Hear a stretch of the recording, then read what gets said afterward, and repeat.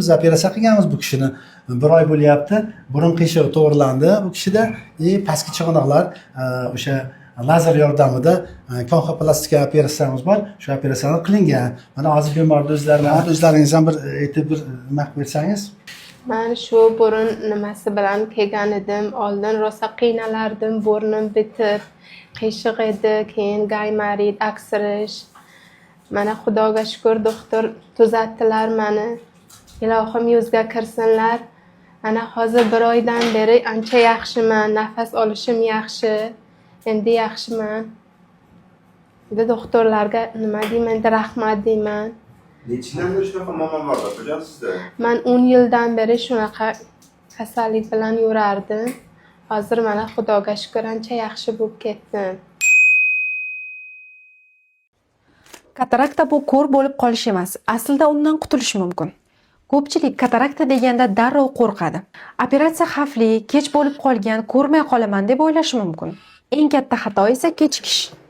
Aslida katarakta sekin rivojlanadi. Vaqtida aniqlansa, to'liq hal qilinadigan muammo. Ko'z shifokori tekshiruvda bosqichni aniqlaydi va kerak bo'lsa zamonaviy usullar bilan ko'rish tiklanadi. Bepul konsultatsiya olish uchun hoziroq quyidagi raqamlarga murojaat qiling yoki pastdagi podrobniy tugmasi orqali ro'yxatdan o'ting. Farzandingiz kechasi xurrak yotadimi? Bu kulgili emas, bu xavfli signal. Ko'p ota-onalar bunga e'tibor bermaydi. Aslida bolalarda ko'pincha adenoid bo'lishi mumkin. Tez-tez shamollashga va eshitish qobiliyatining pasayishiga ham olib kelishi mumkin. Vaqtida tekshiruv qilinsa, bola yaxshiroq nafas oladi, tinch uxlaydi, sog'lom rivojlanadi. Farzandingiz uchun 1 yilda 2 marta shifokor ko'rigini kechiktirmang. Bepul konsultatsiya uchun hoziroq quyidagi raqamlarga qo'ng'iroq qiling va pastdagi podrobniy tugmasi orqali ro'yxatdan o'ting.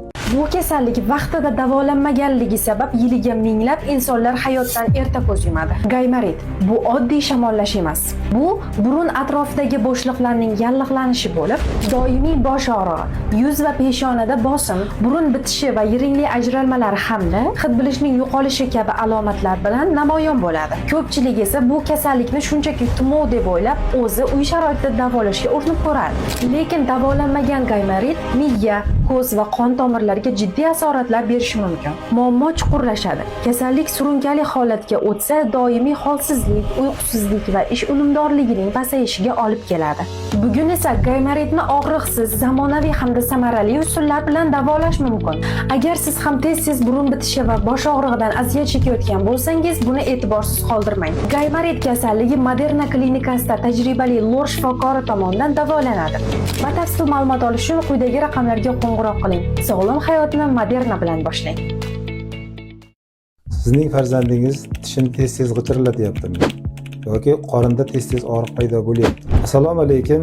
Men Mirzaliyev Sharofiddin Madamidovich, 40 yillik ish tajribasiga ega oliy toifali yuqumli kasalliklar shifokoriman. Hozirda ko'pchilik ota-onalar farzandlarida tishini g'ichirlatishi, qorinda tez-tez og'riqlarning paydo bo'lishi, tana vaznining kamayishi, teri qoplamida oq dog'larning paydo bo'lishi kabi turli xil shikoyatlar bilan klinikamizga murojaat qilishadi. Bizni Moderna klinikamizga murojaat qilgan bolalarni avvalo biz laboratoriya tekshiruvdan o'tkazamiz va kasallik turini aniqlaymiz va shu kasallik turiga qarab individual tarzda davo choralarini belgilaymiz. Oxirgi 1 yil ichida Moderna klinikasiga kelgan 1000 dan ortiq bemorlarni ushbu kasallikdan xalos etishga yordam berdik. Agar sizning ham farzandingizda yuqorida ko'rsatilgan muammoli holatlar bo'ladigan bo'lsa, Moderna klinikamizga murojaat qiling va ushbu kasallik bo'yicha davo choralarini belgilaymiz va davolaymiz.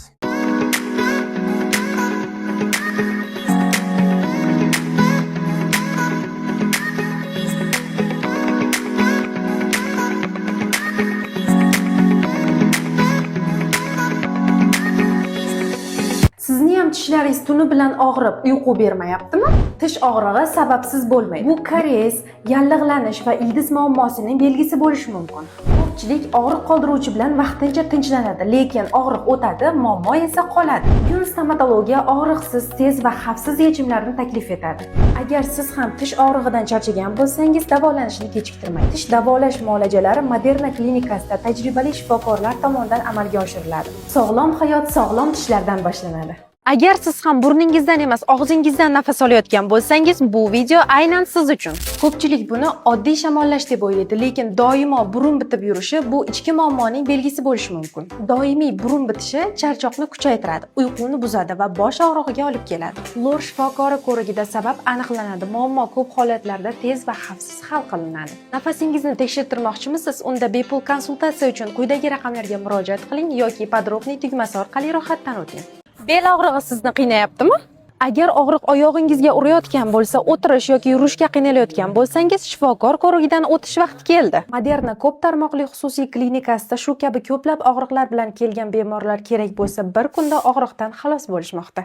Bepul konsultatsiya uchun hoziroq quyidagi raqamlarga qo'ng'iroq qiling yoki pastdagi podrobniy tugmasi orqali ro'yxatdan o'ting. Eng katta boylik bu sog'likdir. Uni asrash va qadriga yetish sizning ham burchingizdir. Bugun minglab oilalar bir savol bilan yashayapti. Nega hali ham farzandimiz yo'q? Bepushtlik bu faqat ayollarga tegishli muammo emas.